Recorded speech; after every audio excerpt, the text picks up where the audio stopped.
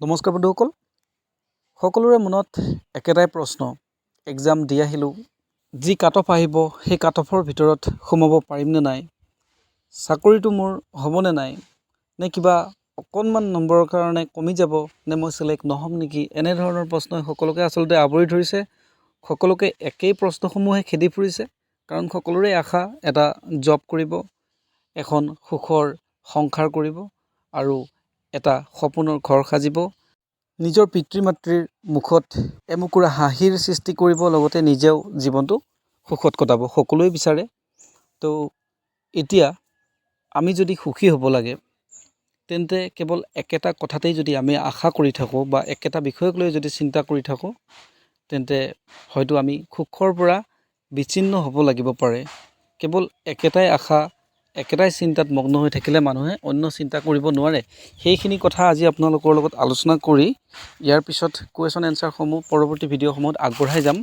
কাৰণ যিহেতু question answer মই ভিডিঅ'সমূহ দি থাকোঁ, তথাপিও আপোনালোকৰ মনত যিবোৰ চলি আছে তাৰ ওপৰত অকণমান আলোচনা কৰিব বিচাৰিছোঁ।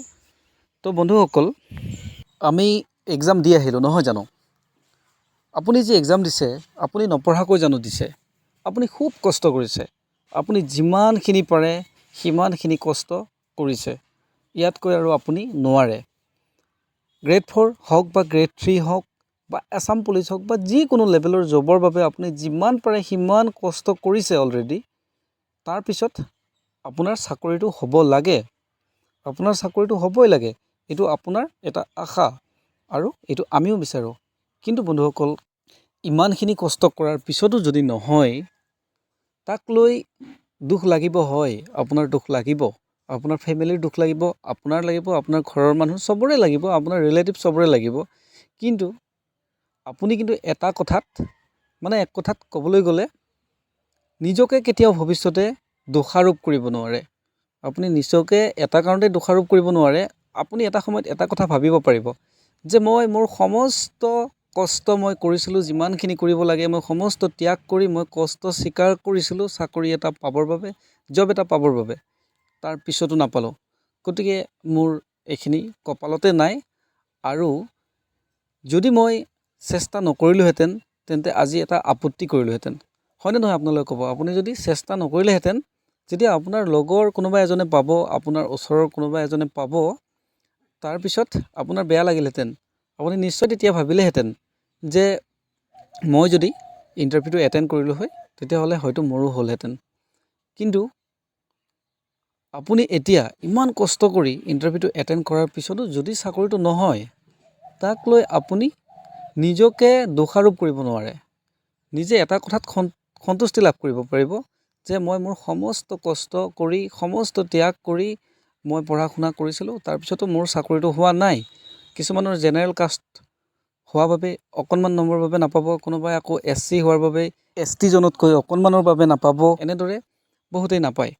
তো এতিয়া এইবোৰ কথাক লৈ আৰু বহুত লাগি থাকিব নালাগে। তো নেক্সট প্ৰিপাৰেশ্যন আৰম্ভ কৰক। যদি কপালত চাকৰি হ'বলগীয়া আছে, আপুনি চেষ্টা কৰিবই লাগিব। আৰু যদি কপালত আপোনাৰ হ'বলগীয়া আছে, আপোনাৰ ভাগ্যত যদি আছে লিখা, নিশ্চয় হ'ব।